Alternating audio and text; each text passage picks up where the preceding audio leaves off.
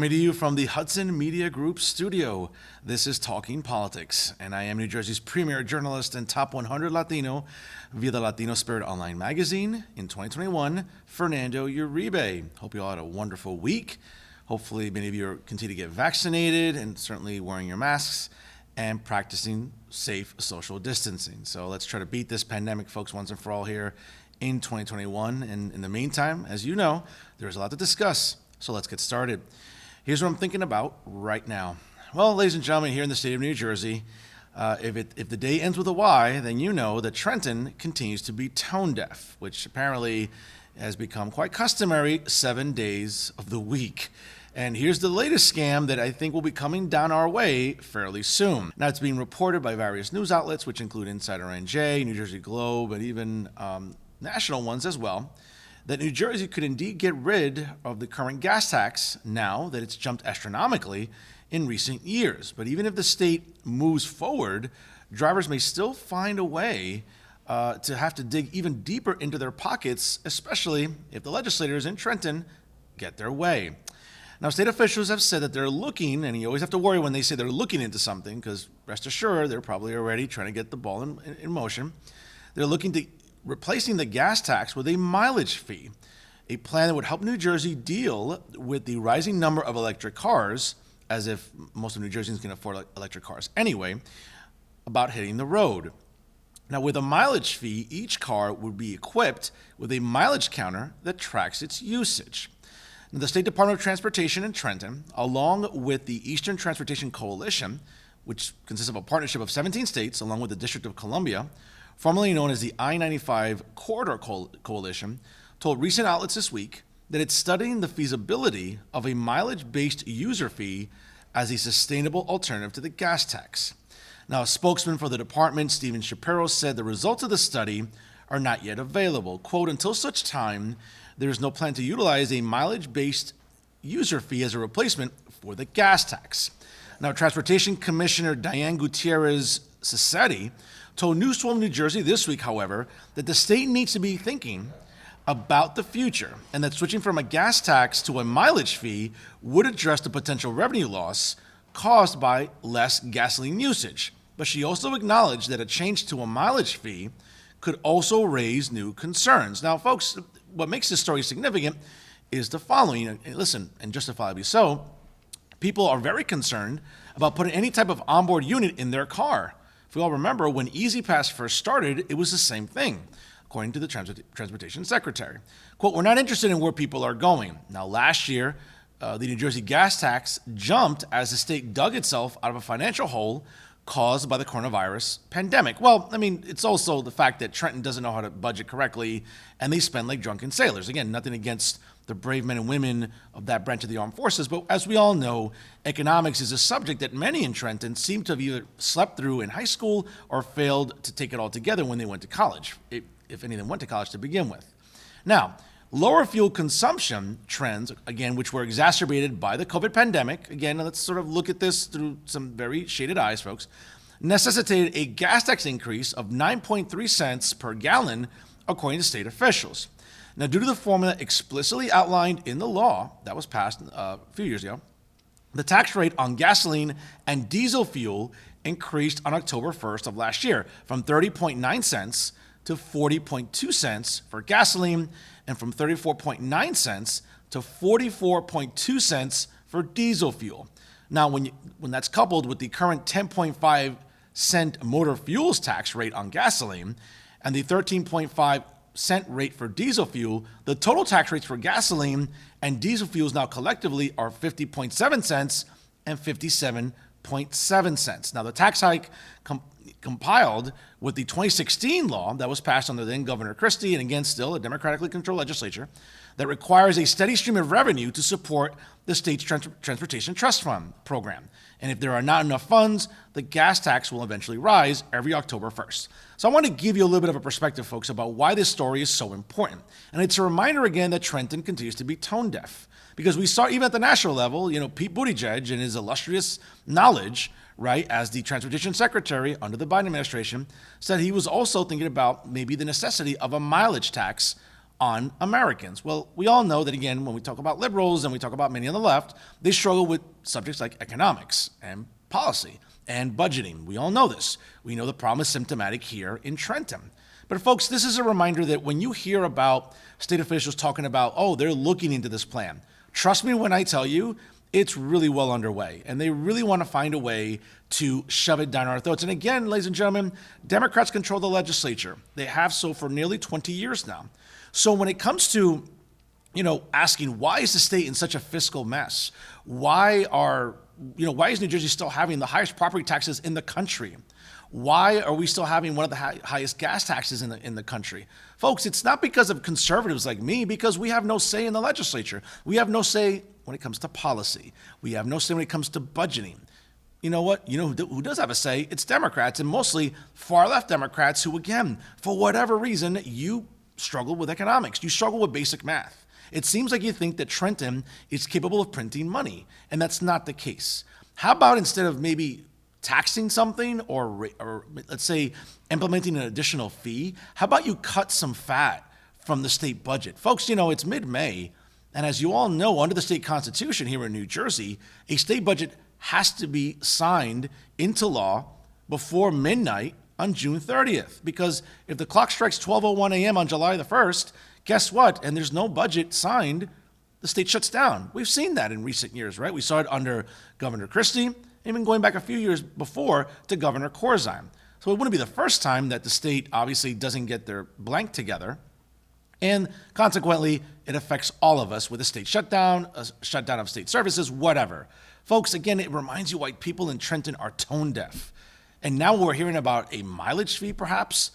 Ladies and gentlemen, if they can find a way to shove this through, trust me, the left in New Jersey will spare no expense, excuse the pun, about trying to do this once again to New Jerseyans. And then you wonder when, you're reading reports like this week where New York and New Jersey are now sort of leading the country and people moving out. Well, of course, blue policies, blue governors, and blue legislatures continue to be clueless. And at the end of the day, the ones that end up paying the most are citizens. And you know what? And taxpayers and homeowners. And I don't know about you, I'm tired of it. And if you're not yet, then you're just not paying attention. And that's what I'm thinking about right now. On this week's edition of the 4-time award-winning podcast, Talking the Hudson, which you can listen to live every Wednesday night at 9 p.m. by going to www.blogtalkradio.com/Talking the Hudson, was the founder and publisher of Hudpost, the preeminent online news site for the Township of North Bergen here in northern Hudson County, James de los Santos. Now, we spoke for over an hour on a multitude of different subjects, but here are some highlights for your consideration.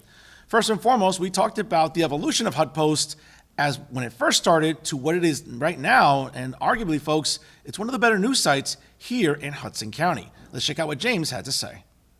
But, you're a guy that really has taken what initially was sort of a small apparatus, and it's just grown. I mean, unbelievably so. In the time that you, again, founded Hudpost and have been running it, got some good people on, contributing with content. Again, for our audience tonight that maybe don't know the backstory about Hudpost, how did Hudpost come about, and what's been its evolution? Well, Hudpost started as a review blog back in 2012. And if you see my Twitter account, it says 2012. But it didn't get any traction. I was kind of young, didn't really know what I was doing. And then back in 2015, I just decided to reopen the account as Hudpost instead of the Hudson Post. And since there, my focus was on the North Bergen community, since this is where I'm from and where I live. So I said, if I just focused on my community and show what my neighbors want to see, I feel like it was going to get more traction. And as I still built on that idea, I stayed focused on one area for so long, and it built. And the community is really rallying around this brand and about what I highlight. And they actually help me. They actually send me stories. They send me when car accidents happen, when fires happen. So essentially, I feel like I have 64,000 reporters on the ground at any moment. And since then, it's just grown. And today, I have about a reach of 20,000 followers between all my accounts. So I'm just blessed to have that. And just thankful for all the people that actually contributed, and people like you that reshare stories and comment on stories and had me on this podcast to show my brand. So I really appreciate it. Secondly, we talked about the ongoing litigation that's being pursued by the ACLU of New Jersey in representing activists such as Hector Oseguera and others who have been protesting at the homes of Hudson County Freeholder Chairman Anthony Veneri and also Hudson County Executive Tom DeGise. We all know this is a story that broke out early this year, and it's really called into question exactly what side of the aisle you sit on when it comes to free speech and also freedom to assemble. The ACLU here in New Jersey has a lot to say about this, and certainly their litigation is creating headlines. James had a lot to say about what this means to free speech moving forward. I was someone that went on the record and said, I'm all about freedom of assembly and free speech, but James, my 2 cents on what was going on late last year is I think that you had like these progressives or liberal or whatever you want to call them, the social justice crowd or the woke mob, and they were trying to make a lot of noise about these ICE camps. ICE detention detainees that were in the Hudson County Jail. And, I've talked about on this show repeatedly, James, and maybe some progressives in Hudson County need a history lesson. Maybe they slept through U.S. history if they went to North Bergen High or Memorial or Weehawk or whatever. But, having people that are here illegally on any sort of immigration hold has been going back as far as the 90s. Okay, and in 2003, when the Department of Homeland Security came into existence in a way to consolidate federal agencies, is when ICE came about in its current form, as opposed to what it used to be, immigration and naturalization. And we've been having these sort of ICE detainees in county jail since then. And we've had different administrations. That was during the George W. Bush administration, and during the Obama years it continued, and during the Trump administration it continued, and now during, Joe Biden's administration. So this is something that's just not new. So I find the manufactured outrage funny. That's number one. Number two, I always laugh at a lot of these progressives that sort of opine on social media when it comes to, the conditions at the jail are not humane. That's not true. I can verify from very legitimate sources that they've done a lot to clean up that jail over the decades, not just the last 10 days, in the last decade or so, not just for detainees, for ICE holds, for others. That's number two. Number three, what's interesting to me is a lot of times these progressives and these people on the far left can't see the forest from the trees, where if people are held there, and I know this because I talk to immigration attorneys. Okay, one of my best friends, who's currently my own personal attorney, does immigration law, tells me all the time, because they do pro bono work, that when they, having these ICE contracts and being able to visit their clients locally is advantageous. And a lot of these groups want to bitch and moan, and guess what? You're possibly moving these detainees away from their families who are nearby. You're moving them away from attorneys that are taking their cases pro bono.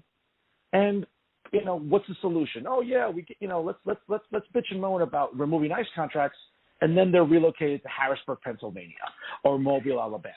It just seems to me, though, James, a lot of these groups can be downright nauseating. And listen, I don't know Hector from a hole in the wall, and I understand his passion, but I think it's misplaced.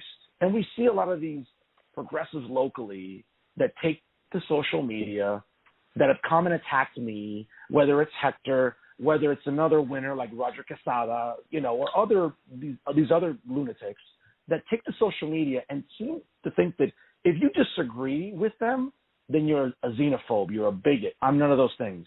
But you can't convince some of these people otherwise. And I think that's what makes this story compelling and kind of nauseating at the same time. Is my timeline kind of accurate, or what would you like to add to it?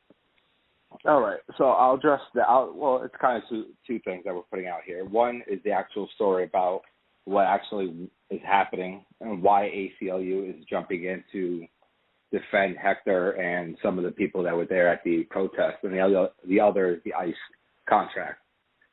So what I'll do is I'll address the beginning part about it was kind of a Jane Doe, John Doe restraining order that allowed our local government to arrest any single person standing in front of the neighborhood of 5 different public officials. And I think that's why the story is compelling, because what we're seeing is a misuse of power. Although we could feel how you want to feel about the ICE contract and what they were doing, but what the judges were able to sign off on is not something that we should be allowing here. Because what is the next time it's Fernando and your crew and you're fighting for, liberty and justice, and they do a John Doe, and now anyone standing in the area where you wanted to protest, you get arrested? I don't think that's right. I think it's unconstitutional, and I'm glad that the ACLU is actually jumping in and helping them. As far as how you want to feel about them, that I understand you guys have different politics. But the story itself, I believe that the judge was wrong for signing off on that, and I believe that ACLU and Hector's side are going to come out the winning side on that case. It was a very enjoyable conversation, once again, with James de los Santos. And you can listen to the episode in its entirety by going to www.blogtalkradio.com/Talking to Hudson. You can download the episode and listen to it anywhere at any time. And certainly, these are the exclusives I'll continue to bring you every single week on Blog Talk Radio. Now, some local stories for your consideration. And let's start off in Jersey City, where, to everyone's surprise, Mayor Stephen Fulop will indeed have a challenger in this year's mayoral race. Now, a shout out to John Highness with the Hudson County View for his report on this story. Now, Jersey City author and youth mentor Lewis Spears has indeed filed paperwork with the state of New Jersey indicating he will challenge Mayor Stephen Fulop later this fall. Now, Spears filed what's called an A-1 form with the New Jersey Election Law Enforcement Commission this past Monday, which says that the total amount spent on his candidacy won't exceed $5,800, though he still has the ability to file an amendment. Now, Fulop and his city council running mates reported over $1.7 million of cash on hand for this campaign at the end of the first quarter this year, according to campaign finance records. Now, Spears is also the executive director of the Kismet of Kings, a nonprofit group established to mentor young men of color between the ages of 11 and 17. Now, he's also a graduate of the New Leaders Council in New Jersey, and he also wrote the Amazon bestseller, quote, "You're the answer to the problem from the hood to Harvard and back again." Now, while Spears declined to comment on his filing, Fulop's campaign wasted no time firing the first shot over his 2 public jobs. He's an aide to current Assemblyman Nick Chiravalati in the 31st Legislative District, and he's a youth grant coordinator for Hudson County. Quote, "Mayor Fulop is proud of his accomplishments and of his record of moving Jersey City forward, and we are confident that the residents will recognize the progress regardless of who runs against them." That statement made by campaign spokesman Phil Zabinski. He also wanted to say, quote, "Anyone is entitled to run for office, but the residents of Jersey City will not want to go backwards in time with a professional double dipper like Lewis Spears, who has focused so much of his time on getting into multiple taxpayer-funded public payrolls." While the filing deadline for municipal candidates in Jersey City isn't until August 30th, now the mayoral race and 7 of the 9 council spots are expected to be contested. Now, the only exceptions as of these reports this week by the Hudson County View are one of 3 council-at-large positions and the Ward A seat, though it now appears likely that each council race will end up being contested in the upcoming November 2nd election. Well, folks, listen, this was inevitable. A lot of people speculated at the beginning of this year, even going back to last fall, that the son of senior U.S. Senator Robert Menendez Jr., would indeed be the challenger for Stephen Fulop. We all know the ongoing sort of tension and hostility that exists between Stephen Fulop and U.S. Senator Bob Menendez going back to some years. And again, it was highly speculated that his son would indeed be pursuing the office of mayor in 2021. People were talking about the fact that he moved into downtown Jersey City, in recent years. And certainly that was sort of a red flag for people as to whether or not he was going to at least announce a formal candidacy. That ended up not being the case. We know that Robert Menendez Jr. Decided not to run this year. But at some point somebody would step up to the plate looking at such a sort of narrow time frame. Now, again, congrats to Mr. Spears. Certainly it takes a lot to run a mayoral campaign. Why he waited this long until mid-May to get started, I don't know. Again, maybe there are conversations I'm not privy to, so I don't want to be presumptuous and just speculate for the sake of just speculating. But it'll be interesting now as Mayor Fulop will have to sort of put some sort of effort into running for re-election when most people are saying, hey, all the mayor has to do is try to make sure that he keeps his council majority that he currently has. As we all know, he has a full slate of council candidates.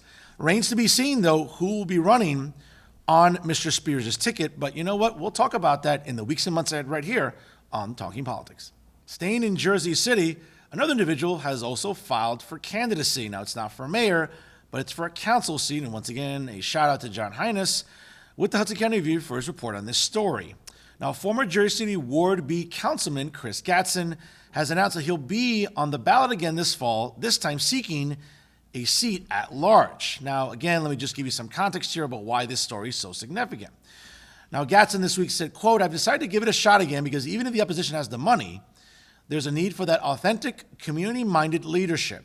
People know the body of work I've had in the past 27 years or so, according to recent interviews. Just like the first election I ran, I know the money's going to be against me, but I know there are going to be people who want change. Now, the council at large needs someone who's more independent thinking and not as connected to the administration. When you're running with the mayor, you're obviously coinciding with his narrative. I think we need that balance. There's divisions in government for a reason, and the city needs that at this particular moment. Gatson is no stranger to being on the ballot in Jersey City. Now, he did come up short in 2013 when Kemraj Chico Ramchal was victorious before eventually winning the seat in the 2016 special election. Now, Ramchal was forced to resign after a drunk driving incident, and Gatson defeated John Hallinan, who was briefly appointed to the position. However, Gatson, the Lincoln High School principal, lost to incumbent Mira Prince Array in the December 2017 runoff. Now, he's indeed the second candidate to announce an independent run-at-large seat, the first being Elvin Dominici, and now 7 of the 9 council seats are expected to be contested coming up on November the 2nd. Folks, I know Chris Gatson personally. He's a fellow member of Cowboys Nation, so, obviously he has a sort of affinity for me, and I'm biased towards Chris Gatson. He's a good guy. He's been in city government before. He's been more than gracious to come on my weekly podcast, Talking to Hudson. So, yeah, I'm a little biased here. And without question, I think Chris raises some legitimate points about having some sort of independent voice on the council. We know that for many years, Councilman Richard Boggiano and the late, great Michael Youm were sort of mavericks on the city council for some time, and they often were thorns in the side of Mayor Stephen Fulop. We all know that Richard Boggiano has indeed joined Mayor Fulop's ticket this year, and we all know that the late, great Michael Youm always prided himself on being very independent. But Chris's, opinion isn't one that's unusual. Many Jersey City residents have taken to social media to talk about the need of maybe more independent voices on the council. Now, whether or not Mr. Gatson will join Mr. Spears on his mayoral ticket remains to be seen, but you would think that, hey, running on a ticket as opposed to just sort of running by yourself might seem to be the smart move. But again, I don't want to be presumptuous here and speak for Chris Gatson, but I'm sure those conversations are underway, and we'll see exactly whether or not Chris Gatson will indeed join a ticket after all. And now to a story that's near and dear to many of us. The parents of a former Hackensack University Medical Center nurse are indeed filing a wrongful death suit. Once again, a shout out to John Hines for his report on this story. Now, the parents of a Hackensack University Medical Center nurse who was killed by a drunk driver 2 years ago have indeed filed a wrongful death suit against numerous entities for allegedly negligent behavior that contributed to the head-on collision. Now, according to the suit filed in Hudson County Superior Court earlier this month, Jonathan Ortiz Guanana was at a party hosted at a Jersey City Airbnb rental before attempting to drive home. Quote, defendants did share, encourage, and or facilitate the consumption of alcoholic beverages by defendant Ortiz Guanana to the point of visible intoxication, and did continue to provide, share, encourage, and or facilitate the consumption of alcoholic beverages while, again, he was visibly intoxicated according to court filings.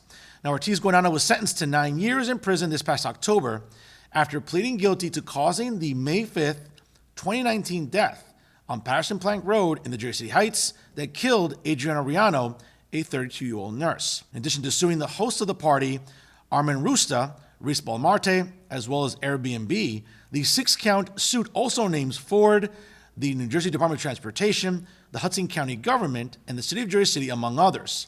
In the case of Ford, quote, defective and dangerous Takata airbags that were subject to a recall are cited as a key reason that Riano did not survive the crash. In addition, it's mentioned in the filings, quote, defendants knew or reasonably should have known that Takata airbags are unreasonably dangerous and defective when used as directed and as designed and failed to warn customers of this dangerous condition, thus breaching a duty to the plaintiff. Again, this is what the lawsuit alleges. As for the government entities, they are cited for negligent construction, design, and or maintenance of the roadway, along with failure to post and or maintain emergency signals and or devices. Riano's parents, Henry and Melba collectively, through the suit also know that they have, quote, have sustained and will continue to sustain harm, losses of services, society, comfort, guidance, and support, injury, and damage as a result of the death of the plaintiff. They are seeking a jury trial and are being represented by Natalie Zamidi Shaw, a partner at the Fort Lee-based law firm of Rosemary Arnold.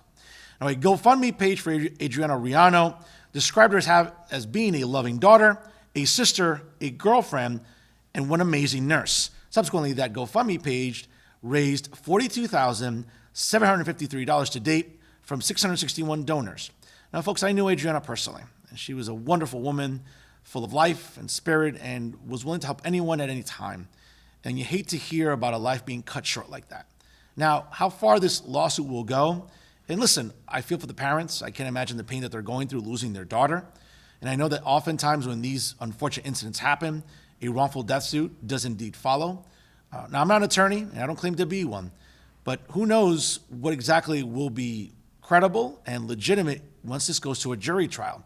Listen, I hope her parents win, but suing as many entities as they're looking to sue, which include government and private corporation, sometimes those lawsuits don't always work out. But I'm hoping for the best. And again, my thoughts and prayers go out to her family and mostly to Adriana Riano. You were gone too soon, and you were a wonderful human being. We all deeply miss you.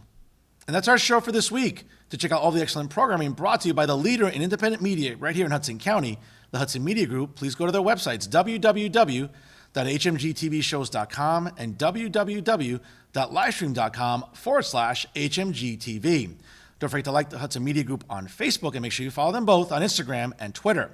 And live every Wednesday night, you can check out the 4-time award-winning podcast, Talking the Hudson, by going to www.blogtalkradio.com/Talking the Hudson. I'll continue bringing those exclusives that you won't hear anywhere else.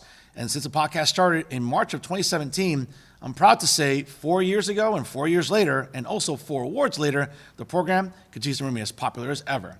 Also, folks, check out my social media on Instagram at Professor Fernando Uribe. Also, hit me up on Twitter and let me know what you like about the show at NoFilterUribe. And so you can check out Talking Politics on Facebook and also follow it on Instagram. Now, always remember, ladies and gentlemen, if it's unbiased, unfiltered, and unafraid, it's always Talking Politics right here with the Hudson Media Group.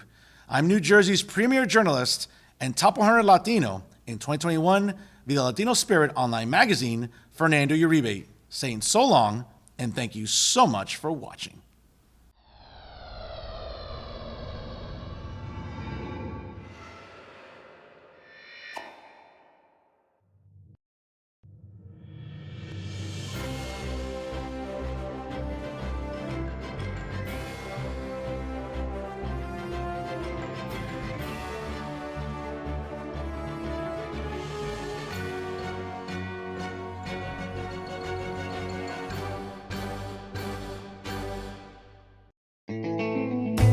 Don't forget to catch Fernando's podcast at blogtalkradio.com/talkonthehudson. New episodes available every Wednesday night at 9 p.m.